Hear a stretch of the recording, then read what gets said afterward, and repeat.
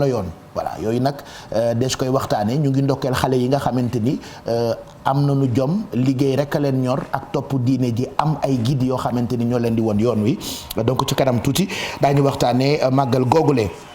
Et puis dinañu ñëwaat ci sitinu ñii di liggéey ci yéenekaay bii di Le Soleil ñoom nag ñu ngi réclamer boppu directeur général bi ci liggéeykat yooyu le actuellement am na ci ñoo xamante ni amuñ ci salaire Modou Fall ak Younous Diatta ñooñu nar a expliquer actualité boobule nga xamee ni dinañ ko waxtaanee ci Midi Plus bi et puis ay bateau étranger ci ndoxi Sénégal.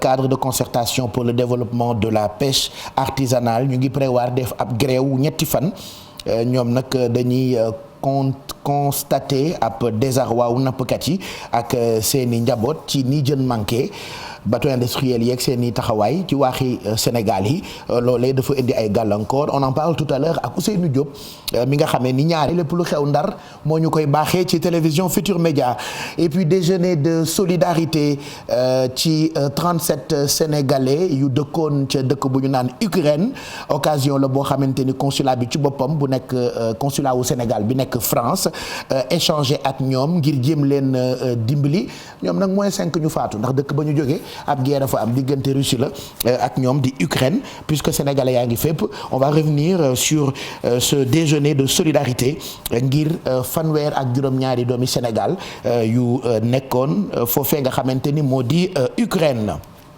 ci kanam tuuti dinañu ànd ak Orange xam ngeen ni Orange mayeetul astafurlah jaayeetul day maye en plus de bonus yu mu leen jagleel ak offre yu exceptionnel yi ngeen mën a am grâce soit ak seen numéro wala ak seen calpe Orange Money Orange mu ngi leen di jagleel li nga xamante ni mooy seen jeu Mega Win on en parle tout à l'heure ak Mamadou Ndaw qui revient encore pour ce très grand jeu et puis seen jeu sportif bi di Lonase Bet mooy site de paris en ligne officiel bu Lonase donc Lonase ubbi na site boo xamante ni bu ngeen bëggee parier da ngeen ciy dugg muy www.lonasebet alors dafay joxe ay possibilités yu bëri ci lépp loo xamante ni soxla ngeen ko ci wàllu paris sportif en allant au sport au jeu de casino en passant par les courses hippiques objectif u plateforme bi mooy gën a mutualiser produit yu Lonase ci benn espace digital maanaam boo duggee ci Lonase Bet tout ce qui produit ci wàllu jeu sportif te Lonase ñu ko proposé di ngeen ko mën a am ci plateforme bi donc expérience la boo xamante ni dafa unique pour parieur bi le monde évolue maintenant ak digital bi donc plateforme bi juste vous rappeler que dafay proposer lu toll ci ñeenti promo ak bonus yoo xamee ni bu ci nekk rek mën na tax kiy jouer am ci dara lu seddal xolam donc am na lu tudd bonus Yexil qui suite à votre inscription bu dee da ngay inscrire wala sa dépôt bu njëkk dañ lay may 100% ba noppi itam nga am possibilité am pari gratuit am na itam bonus boo xamante ni ñoo ngi ko tuddee bonus xéewal wala bonus rescapé dafay permettre parieur bi bu fekkee perdre na benn match ci liste yu bëri dañu koy rembourser li nga xamante ni moom la frais ci match boobu la nga xamee ni ñàkk na ko et puis am na bonus boo xamante ni mbaqus la ñu ko tuddee mbaqus 50% Lonase dafay joxe chance pour parieurs yi ñu mën a remporter bonus boo xamante ni daanaka mën na yéeg ba 50% ci seen ay paris multiples et puis am na bonus boo xamante ni ci biir plateforme bi Lonase Bet ñoo ngi ko tuddee le cash out alors cash out nag daf leen di permettre ngeen génn ci paris récupérer tuuti ci xaalis et puis permettre leen ngeen récupérer une partie de votre mise ci seen paris bu fekkee c'est un pari qui a été mal embarqué donc on vous conseille su fekkee vous avez envie de vous faire de l'argent allez découvrir tout ce que propose la Lonase ci Lonase Bet ak seen plateforme bi la nga xamante ni dañu ko ubbee ngir gën a jege seen ay clients. On vous souhaite une très bonne journée le temps que Seydina Omar di installé wu ci plateau bi ñu fàttaliwaat leen ni itam Golden Herb mooy gamme bi nga xamante ni unisexe la góor comme jigéen mën na di ko jëfandikoo moo xam diwu yaram wala moo xam ay produits yoo xamante ni mën na dindi ay taches ak ay impureté yu nekk ci seen yaram c'est vendu un peu partout yéen a koy seetal seen bopp bu ngeen demee peut-être ci yenn grande surface yi ak yenn boutiques yi wala yenn cosmétiques yi ba ci yenn pharmacie yi di ngeen fa fekk gamme bi nga xamante ni moom la ñu tuddee Golden Herb. Alors c'est une gamme qui est composée de 5 produits, crème moussante pour nettoyer le visage, crème hydratante pour le visage, ça enlève les taches, les boutons et les points noirs pour donner un coup d'éclat à votre visage. Et puis am na itam masque réparateur pour le visage, ça complète dafay compléter hydratation ba noppi itam day rajeunir li nga xamante ni mooy seen kanam. Am na itam beneen produit ci gamme bi boo xamante ni masque corporel la et puis dafa exfoliant, c'est à base d'essence naturelle, c'est un masque de type gant, maanaam dafa mel ni gant, dafay rendre sa peau beaucoup plus lisse. C'est vrai que j'explique mais testez leen ko, vous allez vous rendre compte que li may wax du ay waxu publicité. Et puis am na lait corporel pour góor ou pour jigéen puisque gamme bi dafa unisexe. Diw yaram bi nag c'est à base de capsules qui permet d'hydrater votre corps au quotidien. En résumé, donc c'est 5 produits que compose la gamme unisexe Golden Herb. ñu ngi ànd ak seen jeu sportif bii di 1xBet. Voilà, 1xBet nag mën ngeen a parier soit ngeen dem ci plateforme bi wala ngeen télécharger application bi ci bépp application wala bépp fépp fu ñuy télécharger li nga xamante ni moo di application donc 1xBet disponible daanaka ci plateforme yëpp. C'est le meilleur site de paris en ligne disponible au Sénégal, donc tout le monde a la chance d'y gagner. ñu ngi ànd ak li nga xamee ni mooy je suis en train de chercher des trucs je cherche des informations. Voilà, Palais du Bio. Merci Thiam. Palais du Bio. Palais du Bio nag tout ce qui est produit naturel mën ngeen ko fa am, c'est des produits bio. Voilà, tur wuy na borom Palais du Bio la tudd, que muy diabète, cholestérol, bu ngeen bëggee ventre plat, même si vous avez des problèmes d'appétit, parce que ça arrive souvent. Moi je vous conseille ngeen dem fi nga xamante ni moo di Palais du Bio. Ñoom nag ñu ngi ci lépp loo xamante ni jëm na ci wàllu bio. 12h13 mooy doog a jot Seydina Omar Ngom maa ngi lay nuyu. Merci d'être là mais balay ñuy tàmbali ak yow bay joxe sujet yu ñu préparé le téléspectateurs yi ci Midi Plus bi. Regardez boisson bi mooy King. Voilà, xam nga ni ko woykat bi ne King Baba King boisson gi moom nag boisson bi c'est à base de produits naturels aussi. mën diigal boo añee ba noppi ba sa biir fees. Voilà, boisson la bu cool pour vous permettre de bien digérer et ça se vend un peu partout. King la tudd, voilà, King comme bour en anglais, boisson King. Voilà, da ngay dem ci boutique bi rek mais maa ngi bëgg boisson King, am na saveur yëpp et puis voilà, ça peut vous accompagner ci seen ay añ. Midi 14 mooy doog a jot, dañuy njëkkeek actualité bi di sit-in bu liggéeykatu yéenekaay bi di Le Soleil. Ñoom nag il réclame la tête du directeur général. Pourquoi?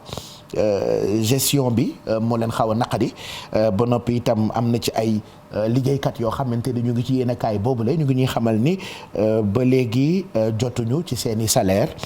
Modou Fall ak Younous Diatta ñoo taxawoon ak ñoom. média public yi mel ni dañoo nekk ci jafe-jafe gannaaw nag réunion bu tàng bi amoon ci RTS agent wu Soleil yu ñoom yëkkati nañ seen i kaddu mën nga dégg seen baat ba ci ginnaaw bërëb ba sax li nga xam te ni moom lañ duppee Soleil national ñu ne bu moytul fii lay jaar fay bu fekkee ki nga xam te ni moo di directeur général bi di Yakham Mbaye dakkalul yorin wa. puis monsieur Yakham Mbaye ñëw Soleil ba léegi dafa mel ni moom lim xam mooy saaga xastewaate dàqaate joxe demande d'explication di menacer nit ñi ak bu nit ñi am mu dindi ko te moom du liggéeykat. mobile bi baaxul jënd nañu ay oto 7 véhicules depuis juin oto yi ñu ngi fii daw ñu xamuñu lu ko waral suñu oto yi actuellement dañuy panne en plein reportage. li tax nag ñu mer ba futtu moo di kon dogu salaire bi nga xamante ni directeur ba def na ko ci yenn agent yi. agent yi ñu ngi alerté def nañu ay sit-in def nañu ay brassard rouge pour que direction générale revenir ci ay décisions yoo xam ne jël na ko dafa privé couper ñaari salaire Moustapha Lo ak Mouhamadou Sall. ngir kon ñu sauver lii di média public yi faw ñu boole seeni doole amal ab plateforme boo xamante ni dafa war a rek jël lépp luy soxlay liggéeykat yi ñu nekk ci média public. tey jii jot na ginnaaw ñaari at ñi ngi waxtaan déggoo ci ay kaddu wante bu dara desul lu dul ñu jëfe ko ñoom ñu indil ñu ay gàllankoor ak ay gitangaas ñu ni nag kon léegi Watgal ak Yego Soleil APS RTS ak bépp kuréel boo xamante ni bokk nga ci ñun ñu ñëw am benn taxawaay mooy ñu yëkkatandoo dóorandoo suñu kaddu ñu mun koo génnee. dinañ bloqué journal bi dootul génn. dinañ bloqué fii lépp loo xam ne day dox fii Soleil dinañ ko bloqué ndax yàqu Soleil lépp lu mu jaral Yakham Mbaye ñun defar Soleil jaral nañu ko. négociation dootul am ci Soleil di kon bëgg-bëggu liggéeykat ya fa ne ñoom li ñuy sàkk moo di nañu tekk ndombal tànk ki nga xam te ni moo di Yakham Mbaye ndax jàpp nañ ni moom rek moo waral jafe-jafe Soleil. voilà Modou Fall de capable la tax fu gréew am mu dem fa. c'est normal c'est un très grand journaliste donc il était parti xool ay nawle journaliste am seenug gréew foofee ci yéenekaay bi di Le Soleil merci Modou Fall. Une information que vous avez failli louper ñu ñëwaat ci Midi Plus bi muy ay bateau yu jógee bitim réew c'est souvent des bateaux industriels ñoom nag li ñuy mën a am ci jën daanaka bokkul ak ñi nga xam ne ñooy def pêche artisanale mën a am ci jën di ngeen ma ni c'est normal loolu nag moo tax cadre de concertation pour le développement de la pêche artisanale prévoir nañu ab gréew ñetti fan ñoom nag dañoo constaté ab désarroi wu nappkat yi ak seeni njaboot ci ni jën manqué Ousseynou Diop lañ ci àndal. ci ndaje bi doon amal ci Mbour ñoom nappkat yi xamle na ni ñetti fan daañ ko daal di téq ci lu jëm ci wàllu liggéey bi nga xamante ni doon nañ ko liggéey daal koy toog te duñu def dara la ko waral nag bokk na ci jafe-jafe yi ñuy dund ci diwaan Ndar géej moom ñu dem ci benn kër fii ay nappkat dong ñoo fi dëkk seeni kàddu dund ga ñuy dund wér yan la El Hadji Sarr kenn la ci ñoom. ren ji zéro parce que da ngaa dem fii ñu jàppale boole si saxaar yi boo demee am na bato yoo xam noo ngi si géej sax ay saxaar riis nañu saxaar yooyu li gën a désiré moom du ñu maytu gaal. ñoom nag ci seen i kàddu léegi dem géej am jën lu metti la foog nga def ay kilomètres yu bare Ndongo Sarr nappakat la ma ngay soog a yeewu ginnaaw ba mu demee géej nee na jamono jile la ñuy dund bu metti la. bato yi moom sonal nañu loolu ndax buñ njëkk sa daaw a sori da ngay génn rek am jën wàññeeku waat te lii da ngay dem ba sa gopp doo gis dara wàññeeku waat. Awa Ndiaye ci kër gi la dëkk moom it ma nga yi yàbbi kenn ñu nekkee. gis nga kër yi ni mu wéetee macha allah waaw. kenn ku si nekk yaa ngi bëgg tekki bëgg nga kër gu rafet bëgg nga néeg bu rafet bëgg nga tëral sa bopp am na ñoo xam dañu takk jabar rek daalee dem. ñoom nappkat yi seen i bopp dañu jaaxle ndaxte géej gi na mu daan amee jën léegi amatu ko lenn waralu ko lu bateau étranger yi. parce que saxaar ak gaal loo ci bokkul loo xam ne boo dalee si kawam yàqu bu dalee si kaw nga yàqu maanaam suñu géej gi moom sécurité moom daanaka amu fi. jamono jii nag cadre de concertation pour le développement de la pêche artisanale bu nekk ci Sénégal ginnaaw seen ndaje bi nga xamante ne amal nañ ko ci talaata bile nee nañu daañu xàppati ñetti fan yoo xamante ni daañu dakkal lépp lu jëm ci wàllu yëngute ñu ci bare ci mool yi gis ni loolee lu jaadu la ndaxte bu ñu ko deful yeneen i jafe-jafe mooy juddu. mu ngoog loolu ñaxtuk nappkat yi la ak cadre de concertation pour le développement de la pêche artisanale am nag bu ñu moyul daañu amal ab gréew ñetti fan ñu ngi lay gërëm bu baax Ousseynou Diop. midi 19 mooy doog a jot am na itam beneen sujet boo xamee ni dañ leen koy baaxee muy déjeuner de solidarité ñu jagleeloon ko fanweer ak juróom-ñaar ci ay doomu Sénégal yu nekkoon dëkk bu ñu naan Ukraine foofee nag ñoom ña fa dëkk sax ña ngay daw doon ay daw làqu voilà sénégalais yooyu nag def ab déjeuner de solidarité ci seen digganteeg consul bu Sénégal nekk ci dëkk bu ñu naan France jot nañoo def ay échange waxtaan pour dimbali sunu bokk yooyu nga xamante ni mooy 5 ñu ami jafe-jafe ca dëkk boobu la nga xamee ni ab guerre wu tar la ñu engagé boobu ba tey ci seen digganteeg Russie Corombaar Ndiaye Seck lañ ci àndal.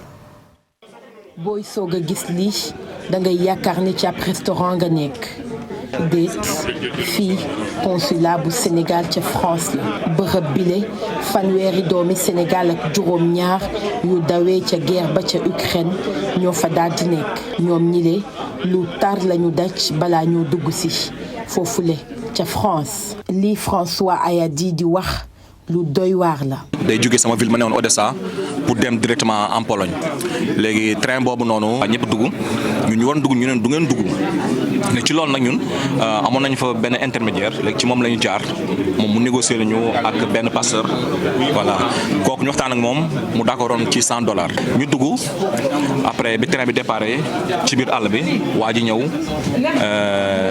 bu gis xaalis bi léegi nee na léegi somme bi léegi du $100 somme bi $150 la bu ngeen amul $150 ma wàcc leen li wax ni billaay walaay lu am la $150 lañ ko fay voilà ñu compté ko muy $300 ñu jox ko en monnaie ukrainienne mu tolloon ci 9000 et quelques gris bi ñu jox ko waa ji dem ça fait pas 15 minutes mu ñëwaat mu ne ñu somme bi nga ma jox $300 bu ko convertir xaalis course dëkk ba course bi nga convertir arrangé ko parce que dollar ba instant mi ngi woon à 30 par rapport ak xaalis dëkk bi mu ne dollar ba course arrangé ko foofu ñu yokkal ko. ay jëfi raciste di boot di xonte ay raquettes lu ne rek dund nañu ko ci diggante Ukraine ak Pologne lu ni mel sax tax ñu gis ci ñoom ak coono ak ñàkk nelaw lu ni mel moo dal Souleymane Ndiaye moom mi nga xamante ni ci ab camp réfugié foofule ca Pologne la nekkoon donte ma nga feebaroon. def naa ci yoon bi lu toll maanaam moom ci une semaine waaw presque man maa Sénégalais sax man dama naan man maa ci gën a sonn parce que man bi ma ñëwee ba Pologne dañ maa jàpp yóbbu ma camp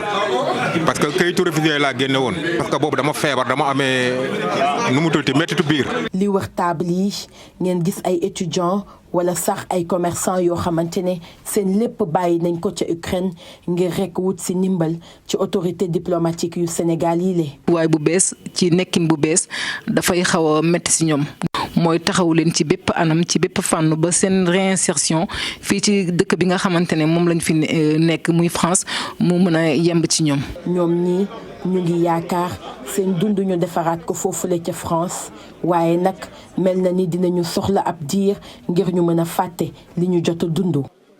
waaw donc merci Thioro c'est vrai que sénégalais yaa ngi fépp yenn saa yi nga gisub dëkk mu sori lool et tu te poses des questions est-ce que foofu am na ay sénégalais mais boo doxee tuuti gis ni am na ay doomu Sénégal yi fa nekk donc foofee ca Ukraine évidemment amoon na une forte communauté sénégalaise lu toll ci 37 sénégalais actuellement ñu ngi France et puis ñu ngi ñaan ñu gën leen a taxawu ndax nag nekk ci dëkk ba tàmbali fa sa vie nga dem ba ñë fa dëkkee sax bu doon seen sago dañuy daw ndax ay guerre ak ñoom seen li war rek mooy ñu taxawu leen donc ñu ngi gërëm bu baax autorités yi ak seen taxawaay ci doomi Sénégal yooyu nga xamante ni ñoo jógee dëkk bu ñu naan Ukraine Pologne am nañu fa ay xarit Mami Boy yaay Serigne Fallou je t'embrasse très fort elle nous regarde moom itam ci sénégalais diaspora bi la bokk te kenn ku ci nekk ab jàmbaar nga c'est vrai que Seydina Omar maa ngi lay nuyu yow tu faisais à la radio émission boo xamante ni pour sénégalais yi nekk ci bitim réew la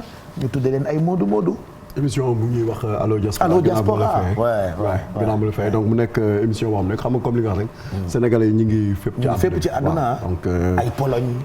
waaye ay Ukraine ay Russie. waaw Bahamas ils sont partout waaw ils sont partout xam nga sénégalais nag naturellement dafa nekk nit koo xam ne dafa bëgg a découvrir di xam lu bees. donc di gis lu bees. donc moo tax souvent boo xoolee dëkk boobu nekk ci àdduna wërngal këpp. donc ñi ngi fa. am nañ sénégalais yoo xam ne ñi ngi fa. donc te boo seetloo benn affaire Pape li ci gën a am solo mooy sénégalais bu génnee. lay nekk nit koo xam ne dafay jege mbokkam. waaye sénégalais dafa baax. trop surtout boo ko fekkee bitim réew nag ngay gën a xam. ak lu mun a xew boo leen fekkee rek dañuy jàppante. waaw dëkk nag boo mun a dem. fu nu mu sori. il suffit ñu xam ne yow sénégalais nga rek. yow mbokkam nga. ah oui waaw c'est cool directement. ban signe astral mooy pigeon voyageur ñàkkul ni am na signe boo xamante ni signe tukkikat la. waaw dem rek ku dul toog. waaw donc bélier yi moom dinañuy dem lu bëri. ah bélier dem kat la ñoom dañuy dem. balance yi aussi dañuy dem. ouais ça balance un peu partout quoi. waaw bon. ñoom seen life day balance. waaw ils sont plutôt ne dañ nekk ay nit ñu xaw a ñu tane. waaw daay nit ñoo xam ne nit ñu sérieux mais nit ñu naqari deret lañ tamit. ay balance dañoo naqari deret. bay dañ naqari deret ñoom. kandi waa balance. waaw non parce que fi ñuy taxawee la. donc c'est normal ñu naqari en fait du question naqari deret au sens fort mais dañuy bañ ku leen jàpp. ok waaw dañuy bañ man dama foogoon ni comme ay balance lañu seen jukko moo justul peut-être moo tax ñu naqari deret wala. bon mun nañ ko xool bu dee c'est terre à terre ne dañuy balancer yow ba normalement ñoom dañu waroon nekk ci digg bi. waaw du ñu bon du ñu baax. mais dañ nekk nit ñoo xam ne dañu naqadee parce que bëgguñu en fait ku leen yàpp bëgguñu ku leen dépasser donc c'est normal que parfois ñuy xaw a am benn jikko boo xam ne dañ koy xaw a wane tuuti. ok et quel autre signe. bon sinon il y a les poissons aussi. donc ñu nekk ñoo xam ne bu ñu xoolee tuuti ñoom dañuy nekk surtout période bi ñu nekk parce que xam naa léegi ci kanam dañ si dugg. ci les 12 signes zodiaques. maanaam dañu ñoo waaw ñoo xaaj waaw xam nga ñun comme nit ñu xaajee ci ay nitu ndox. émission yi la passé maa la ko doon nitu ndox élément de feu. élément d'air ak élément de terre. noonu la ñu xaajee tamit ci suñu juddu. donc ñu xaaj ñu ci fukki signe ak ñaar.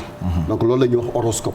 donc nag ci horoscope bi chaque jour wala chaque semaine am na lenn loo xam ne moom la lay jagleel. pour comme démb maa ngi lay dégg bi nga koy wax ci uul bi nga xam ne amoon na ci géej gi. donc xam nga dañ ko saytu xool ko. ne leen bu leen dem. donc ci nit ñi tamit dañ koy saytu xool leen ci pàcc leen ne leen par exemple semaine bii nii lii moo leen nii mën a dal ci seen wàllu wér-gu-yaram. ci seen wàllu santé wàllu travail ak ci wàllu amour. waaw noonu la ñuy partagé. loolu mooy 12 signes. les 12 signes zodiaques. les 12 signes. les 12 signes zodiaques voilà. donc mooy bélier yi parce que waxoon naa la ko bélier yi xam nga ñoom ñoo juddu diggante 19 mars jàpp 21 avril. taureau yi juddu diggante 22 avril jàpp 21 mai. Gémeaux yi 22 mai jàpp 21 juin. Cancer yi 22 juin ba 22 juillet donc noonu lañ koy defee ba ci poisson yi. léegi ci biir ñooñu nag semaine bi. li ko dalee tey alxames par exemple ba alxames bii di ñëw. am na loo xam ne ñoom moom la ñuy dund. donc loolu ñuy dund noonu nag dinañ leen ko xamal ba ñoom seen njëba bu ñëwee du leen bett parce que dañ ne ku ñemee dañ laa dee. voilà.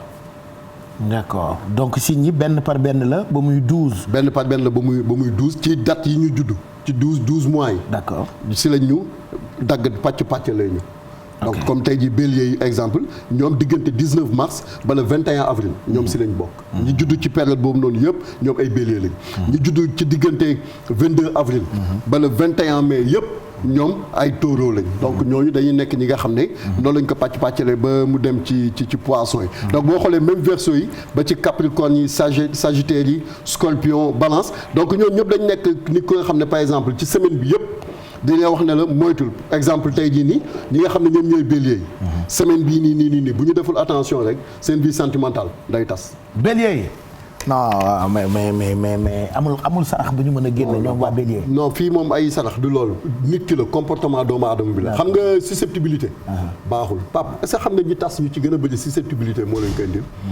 di loo xam ne yow leer na ne amul. nga ciy ñaaw njort. wala lu bu Pape Cheikh amee nu téléphone am ni ko rek nga ne mi ngi envoyé message. donc yooyu dafa nekk loo xam ne bélier yi tey. donc pour les béliers tey. dañu war a def faire attention très attention parce que dañu nekk nit ñi nga xam ne. bañ a foowee seen ay xel quoi si tu es bélier bul foowee sa xel. bul foowee sa xel. genre bul yónni sa xel quoi. bul am ay njort parce que boo amee njort rek da nga koy gis. xam nga dañ jigéen ñi dañu am sixième sens. mais des fois seen sixième sens boobu da leen di nax. parce que en réalité. li ñuy xalaat ñoom ak liy am du nekk benn. donc malheureusement nag ñi nga xam ne ñoom ñooy bélier tey. bu ñu deful ndànk rek seen vie sentimentale. dafay dina am problème quoi. non dafay éclater sax parce que je vois des béliers yoo xamante ne actuellement jaaxle nañu non pas ay diggante yu tas sax mais bon giita ngaas mën na am donc bu ngeen ko bëggee éviter bu leen yónni seen ay xel si vous êtes bélier. si vous êtes bélier loolu ci côté amour la même sur le plan sanitaire maanaam ci wàllu wér-gu-yaram Pape xam nga lekk bu bëri foo xoolee baaxul. topp sa loxo. tension. day ñëw ci yéen. donc kon tey jii nii bélier nañu def beaucoup attention ci lépp loo xam ne dafa jëm. ci wàllu lekk rawatina lekk bu niin. un aliment riche en matière une alimentation riche en matière grasse. voilà donc loolu bu fekkee ne ñoom sa jëm dañ ko def. da ngay gis ne problème mu xol. seetloo fan yi nit ñi ni ñuy jàmbat ay problème mu ay dënn ak yooyu. lekk bi la kenn wératul Pape ba pare boo xoolee cholestérol bi ak yooyu yëpp. day nekk yi nga xam ne pourtant nag ci alimentation bi kese la léegi bélier yi ñoom surtout. ñoom mooy ñi juddu 19 mars ba le 21 avril nañ def beaucoup attention tey ci seen alimentation semaine bi yëpp sax laa wax. fii bélier yi nañ def beaucoup attention par contre sur le plan professionnel dañuy am ndam. waaw parce que li nga xam ne ñi ngi ko doon bëgg di ko yóotu. ñoom dañ ko def ak diplomatie. waaw coolement quoi. waaw donc léegi nag ci biir loolu si lañ dem ba gis ne ñoom ci seen jëm bopp war nañ leen defal li nga xam ne loolu lañ bëgg. dañ leen koy defal semaine bii nii. mais nag lenn mooy ig bi xam nga da ngay am fii lu neex sur le plan professionnel waaye sur le plan sentimental pas boo wàccee sa kër doo teel a ñibbi. pour bélier yi toujours. parce que dañuy nekk di xuloo bu ñu demee xam nañ lan moo leen fay fekk. donc loolu dafay nekk loo xam ne malheureusement nekkul li nga xam ne lu gën lay doon parce que boo xoolee ñu ci gën a bëri Pape ñi ngi wàcc duñ ñibbi de. lu ñuy def ci biti ñoom. bu ñu ñibbee fekk fa ndaw si. on ne sait jamais quoi mu indi leen ay coow. ba pare des fois gars yi dañuy def ay njombe yoo xam ne aussi. ndaw si da koy xam de. ba pare noppi. bàyyi leen ci biir quoi. bàyyi leen ci biir donc du coup. bu ñu demee rek bu ñu déclenché discussion bi waxtaan bi. dañuy nekk dos au mur dootuñu xam li ñuy def. donc problème boobu noonu dafay. après mën nañu fipp quoi. non dañuy fipp sax parce que amatuñu choix Pape xam nga bu ñu la xasee ba jàpp moom foog nga fipp. ba topp la ba nga sës. dañ lay topp ba nga sës léegi nag ñoom ñooy bélier yi. ñoom ñoo judd 19 mars jàpp 21 avril. ñi judd 22 avril jàpp 21 mai ñoom ñooy taureau yi. ñoom ñooy taureau yi. ñoom nag seen vie sentimentale tey température bi day yéeg de. température day yéeg. te lan moo tax muy yéeg mooy ñoom seen jëm bopp. dañuy am kenn ku ñu nekkal tase ak keneen. jàppe woon ko ay faux relation boobu ñëw nekk dëgg. di faux faf mu nekk dëgg. waaw li ñuy wax ne li ñu sunu li wax ne dama doon laqatu far laxasu. dafa dañoo pëtëx. dëgg la léegi nag ñooy tóoloo yi. nañ def beaucoup attention pëtëx nañ. c'est-à-dire mënuñu ko xam nii. mais ki ñu nekkal. moom xam na ko ba pare bàyyi leen ci biir. xam nga loolu moo gën a dangereux nag. tu fais ngay def semblant ne xaw ma lii ngay def. nekk de moom xam na li ñuy def. ki nga koy bu moom xam na lépp bàyyi la ci ba pare mi ngi collecté ay kii rek. d'autres informations quoi di dajale waaw. léegi da ngay ñëw ci semaine bii nii tak fii ak fin de semaine bi entre vendredi ak samedi nañ def beaucoup attention sur le plan sentimental. léegi lenn moo leen nii mën a sauver. mooy bu ñu waxee ñu nangu. Pape nangu day néewali ay dóor. da lay noppal sax. nangu moom da lay teel a nangu day néewal ay dóor. nangu moom da lay noppal. mais parce que xam nga boo nanguwul day metti. waaw nangu moom da lay teel a noppal moom. on va détailler dans quelques instants ci 12 signes zodiaques yi. oui j'attends juste Mamadou Ndaw ma fekki ko ci beneen plateau bi pour li nga xamante ni mooy méga win puisque chaque semaine dañuy amal tirage bu mag ci midi plus bi donc tey dinañu amaat beneen gagnant méga win bi nag li ci neex mooy soit nga nekk millionnaire 1 million wala 10 millions yoo xamante ni Orange daf koy teg ci jeu bi nga xamante ni mën ngeen ci jouer à tout moment c'est-à-dire samedi dimanche lundi amul heure 24 heures sur 24 méga win soit vous gagnez une voiture soit vous gagnez une maison soit on vous offre des enveloppes de 100 000 win au 22 722 WIN ci moment bi ñuy wax sax occasion la bu baax boo xamante ni lu ngeen gën a jouer rek topp question culture générale yi vous répondez et puis on vous appelle ne leen gagné ngeen soit 1 million 10 millions oto wala kër donc on va retrouver ci beneen plateau bi très rapidement est-ce que mën ngeen ma dimbali ci ginnaaw pour Mamadou Ndaw ñëw taxaw gaaw ñu course ak temps bi puisqu'il est midi 34 am na itam beneen gan goo xamante ni mu ngi xaar ci ginnaaw ci programme bi la bokk. ñu dem ak moom démb ci guddi lañ doon amal Miss World 2022 Miss Monde alors beaucoup de Sénégalais ont regardé cette compétition de beauté ñun nag on a supporté candidate bu Côte d'Ivoire moom Olivia Yassé nekkoon na quand même ci podium bi ci concours Miss World 2022 la belle ivoirienne qui termine donc deuxième dauphine du concours.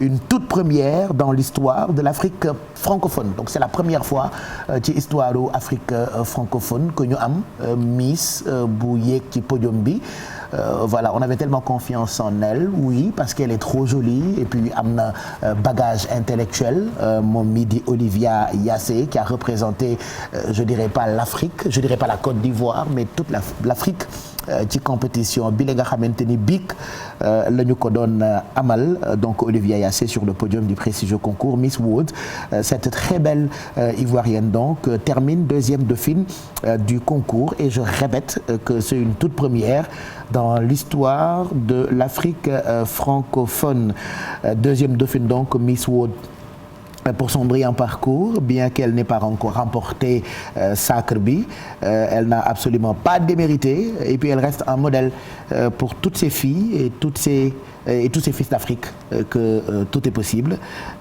nous en tout cas filles au Sénégal nous sommes fiers d'elle et ñu ngi koy féliciter deuxième dauphine concours Miss World 2022 Mamadou Ndaw laay fekki ci beneen plateau bi Mamadou Ndaw ñu ngi lay nuyu tey itam ñuy amalaat tirage ak Orange ci jeu bi di méga win naka mu. Mr Pape Cheikh. chèque moo ñëwaat je pensais que 1 million moo ñëw je pensais que 10 millions. plutôt moo ñëw ndekete 1 million la sëñ bi na nga def. ñu ngi lay nuyu bienvenue alors tey amaat nañu beneen gagnant encore. Voilà effectivement tey je suis avec monsieur Abdourahmane Diallo. di aussi un client Megawin boo xam ne mi ngi ci turbo zone bi. macha allah je pense que c'est la deuxième ou troisième fois muy gagné moom aussi. macha allah xam nga turbo zone bi mooy affaire bi quoi. donc vraiment on est très ravis dalal ko fii. kontaan nañu trop xam naa peut-être il va nous parler de son expérience ak depuis lors vraiment lu mu jot a sentir quoi ci gagné bi muy gagné Megawin tout le temps. macha allah macha allah Diallo ñu ngi lay nuyu. noo def ba bokk ci ba gagné chèque bu toll ni 1 million. maa ngi lay nuyu d'abord. ñu ngi lay fay. nuyu Mamadou Ndaw. waaw yëkkati ko bu baax waaw. Mamadou Ndaw. lii c'est pas la première fois ma gagné ko. lii mooy deuxième fois ma ko gagné. vraiment jàng bi nag soriwul waaye nag yor naa fi 2 pièces yu xamante ne presque. xaaral ma jàppal la nii comme ça ñu dégg lu ba jàpp ko ci digg bi waaw. voilà très bien. presque yoruma benn opérateur u dul Orange. kon nga yeey. ñaari pièces yor naa ko yoo xamante ne ñaari pièces yëpp dama ciy joué Megawin. très bien. képp ko xamante ne yaa ngi may seetaan. na nga fexe nga envoyé 22 7 22. waaw win. parce que Orange mu ngi def lu kenn deful. Orange mu ngi def lu kenn deful. di ñaan yàlla jàppale ñu. amiin. fu ñu bëgg a jëm ñu àgg fa. amiin amiin amiin. di kontaan ci waa TFM di kontaan ci waa. Orange waaw. ñaari di gërëm ñëpp di sant ñëpp. ñaari gagnant million moom doy na may. voilà ñaari million doy na may. fii mooy deuxième fois ma koy gagné million encore. deuxième grâce fois ak Megawin. waaw te pareeguloo yaa ngi continuer di jouer. tey la mujj. mais boo jouer yan question ngay am par exemple. tout man question yu ñu ma jox rek ma répondre. comme yan question nga ci gën a jàpp dina am culture dina am. musique. tout. comme genre lan comme ban question par exemple. dafa am benn question boo xamante ne toujours dama koy jot. su ma ko jotee. dafa am lu may yëg maanaam dañuy wax ne. ku ne risque rien. n'a rien. n'a rien. question boobu. bokk na ci lu may gën a motiver pour ma def. li ngay def quoi. waaw ah ben bravo. félicitations. jërëjëf aussi maa ngi ko doon wax ne ko bon Orange je pense yëg na ko sax mooy léegi donc 10 millions bi nga xam ne dañ koy waaj a tiré. donc ku ci bëgg a bokk nag rapidement fi nga toog léegi defal win ngay envoyé au 22 7 22. wala nga def dièse 111 dièse 228 dièse bu ko defee nga mën a gagné 100 000 francs par jour. 1 million par semaine. wala 10 millions bi nga xam ne ñu ngi ko waaj a tiré. ak oto benn oto boo xam ni vraiment best start 0 kilomètre. Nissan Kicks. mais itam la Villa Calia bi nga xam ne dañu ko joxe incha allah en décembre. donc Pape Cheikh chèque 10 millions bi pare na xam naa dinaa ko indi prochain kii bu ko defee client yi mën ko gis seen xel daal di mën dal chèque 10 millions. waaw 10 millions kan moo nar a dal ci 10 millions bi actuellement waaw. voilà donc vraiment on est très content. merci donc ñëw fii voilà. merci donc je rappelle que mën ngeen continuer di jouer win ngeen di yónnee ci 22 7 22 et chaque semaine ñu amal tirage bu mag ci Midi Plus bi lépp rek grâce ak Orange mi nga xamante ni moo leen ko jagleel merci à Mamadou Ndaw félicitations Diallo mais Ndaw ñu ngi lay gërëm bu baax. sañ bi rafet na de. waaw mais bii xam nga sama waa ji la ko.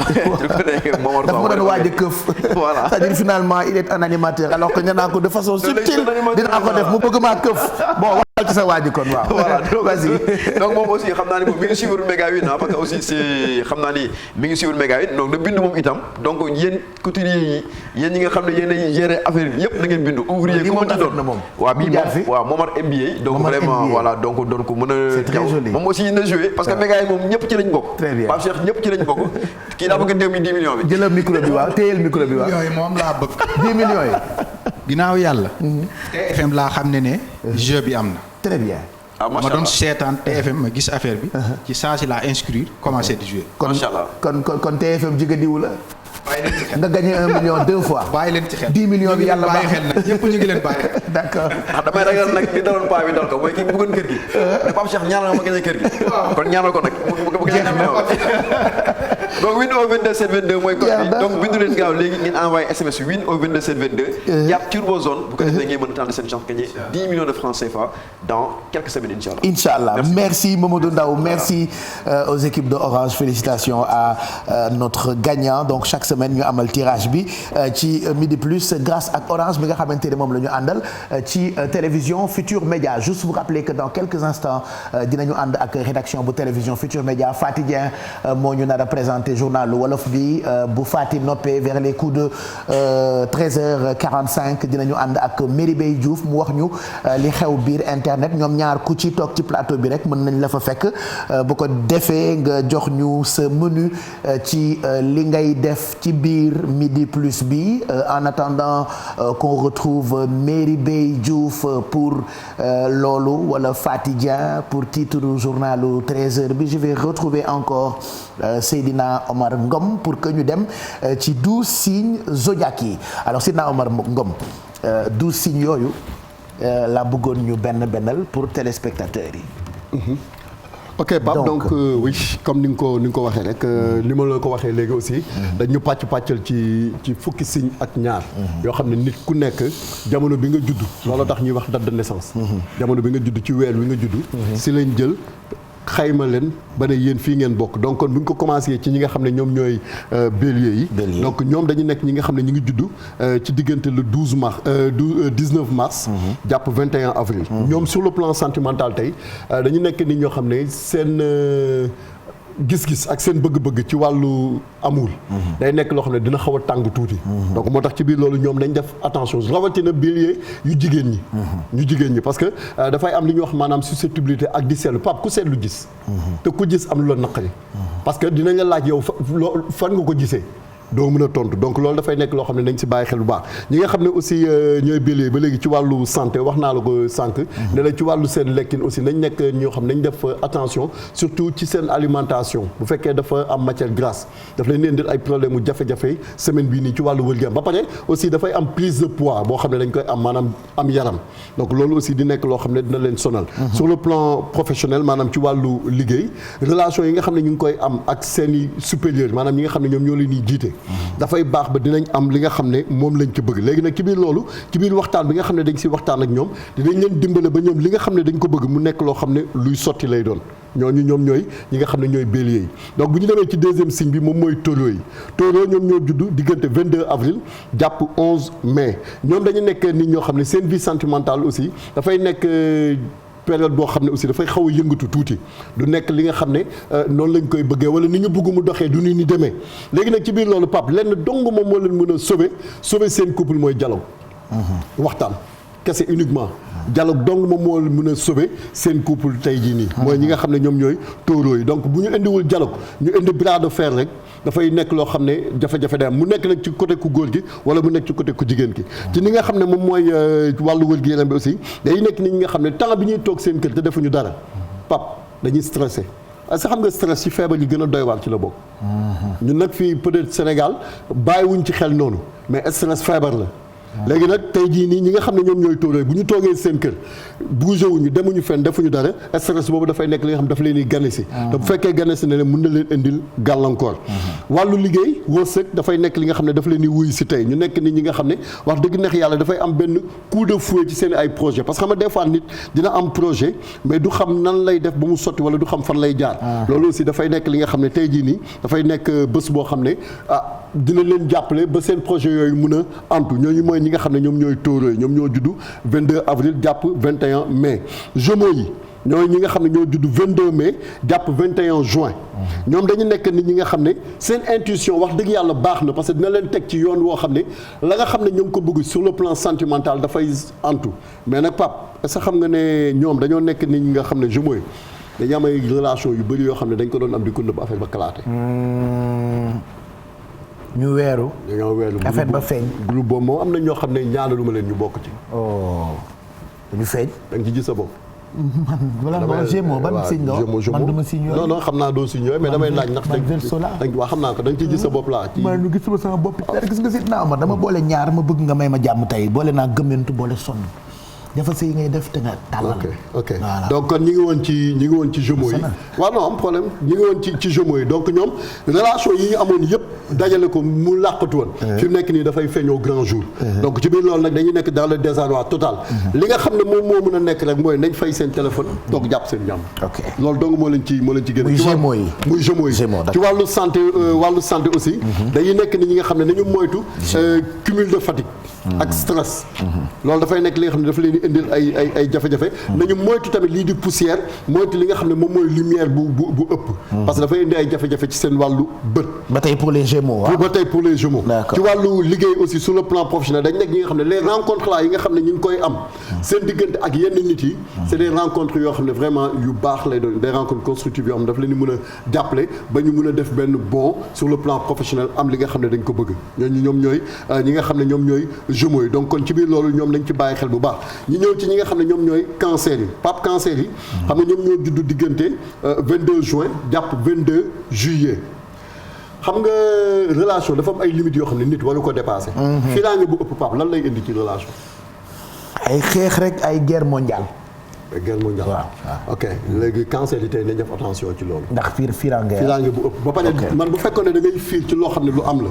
ñu mun wax mais dégg naa foog naa wax nañ ma. mooy cancer yi ah. mooy cancer yi Pape ki lay digal ne la. su doon moom du ko def. su doon man da ngay gis des fois ay jigéen nekk ci wàllu sëy wala ci benn relation. ñu am problème ñëw waxtaan si ak seen benn xarit. mu ne leen man de su doon man lii laay def te su doon ñoom duñ ko def. waaw seen xaritu dëmm yi dañuy amee copine yu dëmm ñoo leen di digal ay yëfi dof rek. c'est vrai waaye bu doon man la ni laa koy defee ba yàq seen ay yëf. ba pare léegi yow bu fekkee ne yow. ñu yàq seen pàllax. waaw bu fekkee yow sa xel nekkul ak yow. léegi. kii ne la su doon man léegi yow su doon man boobu mu la wax yow nga dem jëfee ko xam nga bu paree li muy wax ak dof waaye tout tard ci ko rek ak wayadi malheureusement te da nga koy dëgër léegi nag cancer yi tey tëdd xaaja guddi wéet tëdd yow kese métti na ci ngay xamante ni béy wee na mbuus àggali béy wee na mbuus lu leer laa la wax de te doo ci mun a bu fekkee nitu jom nga doo mun a reculer wala même boo reculer yi est-ce que xam nga ci kanamu waa ji boo fa doon kilo pepp nga fay doon waaye yow dama bàyyi dootu la respecté ñetti dërëm bu dërëm bi réer xam nga ko maanaam ñetti dërëm rek déjà yëfi manquant la mais dërëm bi réer doo mat dara ay ñaar dërëm yàlla nañ ci yàlla musal àggalil ci léegi loolu mooy cancer yi xam leen bu baax ñi ngeen di déglu waaw léegi nag ci biir loolu soi-disant amis là faut faire est-ce que xam nga ne ces soi-disant amis là bu ñu leen dégloo est-ce que xam nga ne Pape sëy yu ci bëri fi mu nekk nii am nañ ay complications yoo xam ne ndaw si manquant la xamul ami bi moo ko dugal ci loolu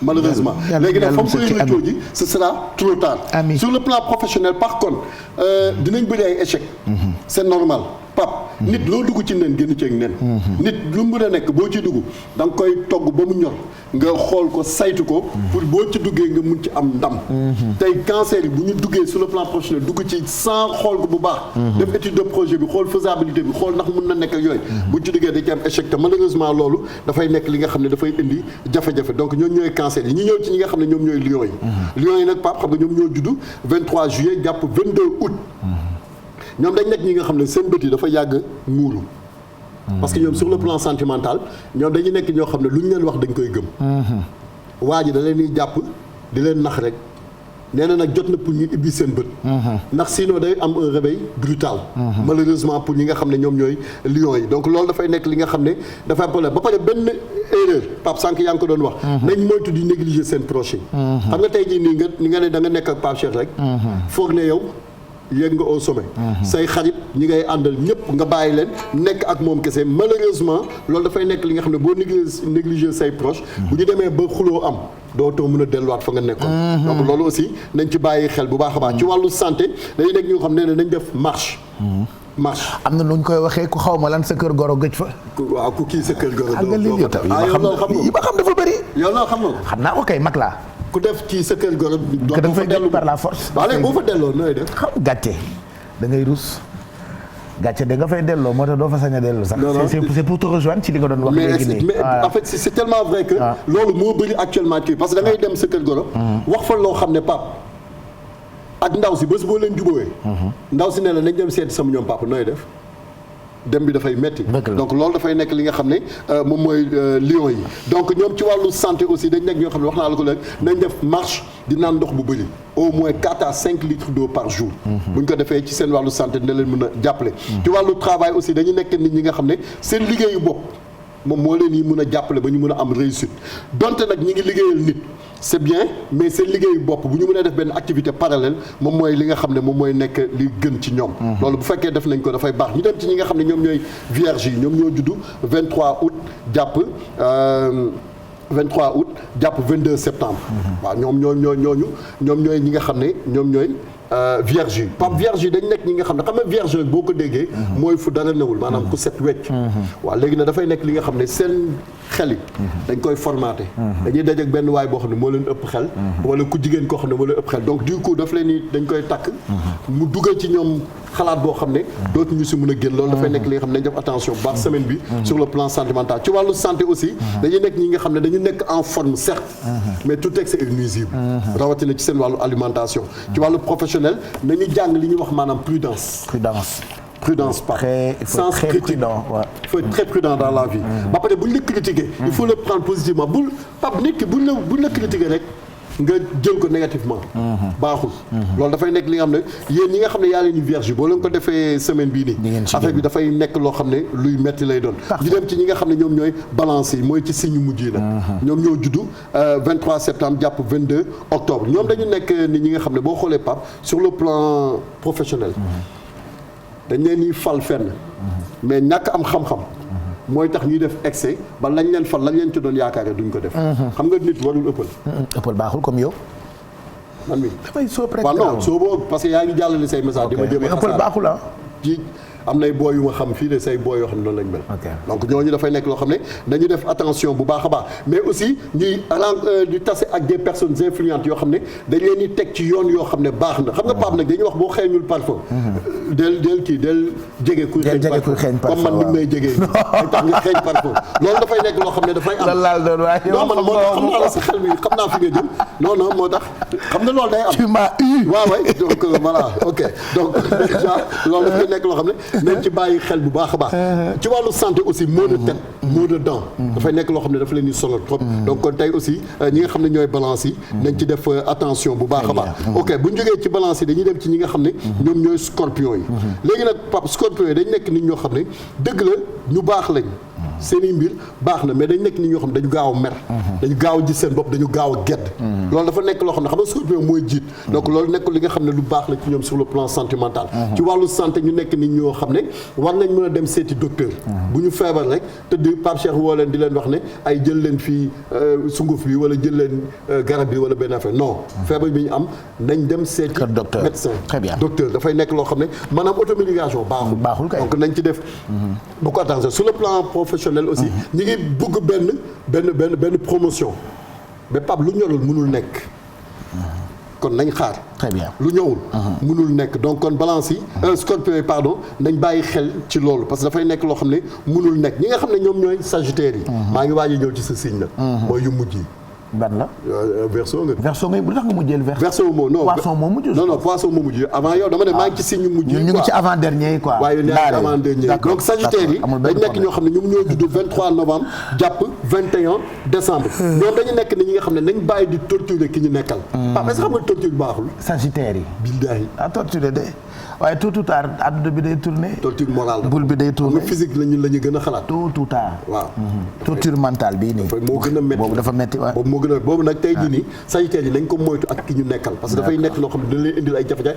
parce que bal day tourner de xam nga des fois mën nga jekku foog ne nii lay demee ñu dem ba ci biir bal bi tourner donc ñoom nañ ci def attention baax ci wàllu santé également dañ nekk ni nga xam ne dëggal bopp bu ëpp da lay indil ay jafe-jafe ci wàllu wér gu yaram parce que da ngay am insomnie doo nelaw parce que dañ lay ne la Pape defal lii nga bañ guddi jot nga tëdd doo mën a nelaw parce que c'est trop tard donc loolu aussi nañ ci bàyyi xel baba sur le plan professionnel da nga soxla ku la contrôler dafa am ay nit yoo xam ne Pape il faut ñu leen di contrôler sinon dañuy déraper. ok waaw ñoom ñooy sagittaire. voilà ñu dem ci ñi nga xam ne ñooy ci suñu mujj yi. moom mooy capricorne yi. capricorne yi ñoom ñoo judd 22 décembre jàpp 20 janvier. 22 décembre 20 janvier c'est les capricornes. ñoom ñooy les capricornes. c'est quoi ñoom voilà ñoom il faut ñuy nangu ne dañoo juum. parfois parce que nit ki des fois mën nga xalaat ne yaa ngi ci dëgg. Pape nekk da nga juum. léegi nag dëgër bopp boobu noonu bu fekkee ne da nga ko continuer ci sa vie sentimentale ci sa wàllu sëy wala ci sa relation. day dem ba benn moment dafay metti donc nañ ci bàyyi xel bu baax a baax. ci wàllu santé également nañ def attention ci seen régime. sur le plan professionnel aussi dañuy agir ak seen ay collègues ñu xool ni nga xam ne noonu la ñuy doxee donc ñoom ñooy capricorne yi donc ñu dem ci signe bu mujj bi avant ñuy dem ci poisson. moom mooy verseau. 21 janvier 19 février. cadres yi les cadres. vraiment. bëgguma woon nag wax lii nii mais lu am la maanaam tey dañuy am succès. waxal ñun amuñu problème. succès sur le plan professionnel. cadre nous sommes des cadres. franchement sur le plan professionnel dañuy am. nous succès sommes des cadres. waaw Pape xaaral la yow tamit xaaral ba ñu waxal la ko. ci wàllu santé bi da ngeen di nekk nit ñoo xam ne aussi seen problème mu neer yooyu noonu. bu fekkee faju leen ko. mu la leen indi lay jafe-jafe. ok incha allah. waaw waxuma nag kenn dama ne. d'une manière générale. yow de bu la saako ma am problème mu neer di toog ci pousse-pousse yow loolu mooy sa mbébét. mais yàlla c'est vrai que dama siy kontaan su ma la weqee aussi. allez doomu bàjjan. donc ñu dañu am succès côté travail. waaw mais santé bi problème voilà. ok sur le plan sentimental par contre amatuñ li ñu perte. su ñëw baax na je te jure. Pape xaw ma nag lan moo xam naan rien à signaler RAS. voilà RAS actuellement ñoom sur le plan sentimental. rien xaw à ma nag qu'est-ce signaler qui se passe. rien du tout xaw ma vraiment xaw ma qu'est-ce qui se passe mais amatuñ li ñuy perte. liberté provisoire. liberté provisoire. si lañ nekk carrière solo. mais est-ce que. waaw. ci aar boobu ñoo ci raw Wally Seck. non est-ce que yow nit nga. carrière solo rek di vivre. c'est très important il faut vivre il faut vivre donc c'est bon signe pour les Verseaux. waaw mais ça dépend ci nit ki nu koy pour une semaine la wala pour benn jour pour une semaine. donc ci semaine bi yëpp ñoo moomee. merci fini très rapidement ak poissons yi il est 12h57 en attendant le journal waaw. avec les poissons dañuy nekk ñu ne ñoom ils ont l'impression d'être seuls. ñoom kese xam nga li nga doon wax lii léegi ñee moom duñ ko nangu poisson yi parce que wéetaay bi ñoom bëgguñu ko ci wàllu santé aussi dañ nekk ñi nga xam ne ñoom c'est yow malbouffe xam nga ko nekk bu baaxul dafa nekk li nga xam ne lu nañu dugal ko seen lu nañu dugal seen mën na indil ay jafe-jafe ci wàllu liggéey aussi y a beaucoup d'opportunités kii yi nga xam ne dinañ présenté wu ci seen kanam pap bu ñu ko exploité dina baax mais gis nga ñaaw njort ak ñàkk wóolu baaxul c'est-à-dire comme yow ni nga ma wóoluwulee man aussi wóolewu ma la noonu donc man ak yow bu ñu defee business du baax donc kon tey poisson yi aussi lii ñu def suñu diggante man ak yow bu fekkee ñoom def nañ ko ak seen partenaires affaire yi du dox pas. ok voilà donc tu restes avec nous puisque dans quelques instants ñu dem ci journal wolof bi daañu ci ànd ak Fatidia Merry Beye Diouf se prépare Khadim Mbaye dib géwél bu mag itam dina ñëw fekk si ñu ci plateau bi j'aimerais très rapidement Pape Samba Thiam ci sa ndimbal féliciter une jeune femme boo xamee ni dañu ko ràññee ci ay activités muy Gabrielle Kane alors on va illustrer quelques activités yoo xamante ni daf koy def ak ay jigéen bu ko defee ngeen gis taxawaayam moom Gabrielle Kane féministe présidente APROFEV di accompagner jigéen ñi ci wàllu médical ak social association bi nga xamee ni amee na ko daanaka équipé na lu toll ci 6 dispensaires cette année fii ci Sénégal donc moom Gabrielle Kane que nous félicitons et que nous encourageons elle œuvre auprès des femmes détenues dans les prisons de femmes yu nekk Kaolack Rufisque ak Liberté 6 ak ay dons de produits d'hygiène et de beauté pour les femmes association bi nga xamante ni moom Gabrielle Kane moo ko jiite dafay intervenir itam ci wàllu sensibilisation ci lépp loo xamante ni jëm na ci wàllu respect des droits des femmes et refuse l'oppression maanaam bañkat la moo tax saa yu toogee indi polémique mais ñun dañu koy féliciter puisqu'elle fait notre fierté non seulement elle est jeune elle a du talent ci li nga xamante ni moo ngi koy def moo tax tey ñu koy gërëm di ko encourager moom Gabrielle Kane féministe ba noppi itam jiite ab association d'ailleurs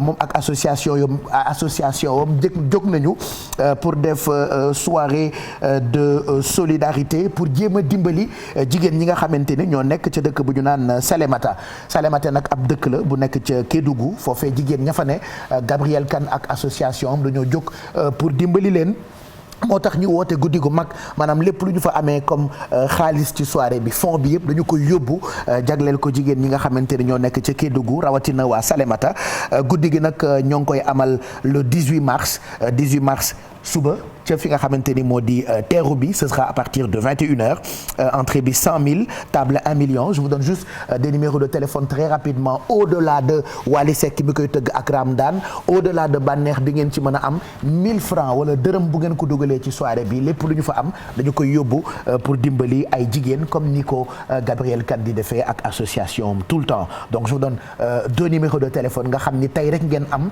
pour peut-être woote mën a am ay place muy 77 793 47 22 wala 76 752 68 43 donc événement baa ngi noonu demain 18 mars soirée de collecte de fonds pour soutenir les femmes de Salémata avec Gabrielle Kane féministe présidente APROFEV qui accompagne donc beaucoup de femmes dans le médical et le social donc une association qui a équipé 6 dispensaires fii ci Sénégal cette année elle œuvre donc auprès des femmes détenues dans les prisons de femmes à Kaolack, Rufisque, Liberté 6 avec des dons de produits d'hygiène et de beauté pour ces femmes-là. On encourage et on félicite Gabrielle Kane. On va se retrouver juste après journalu 13h bi en attendant une page de pub.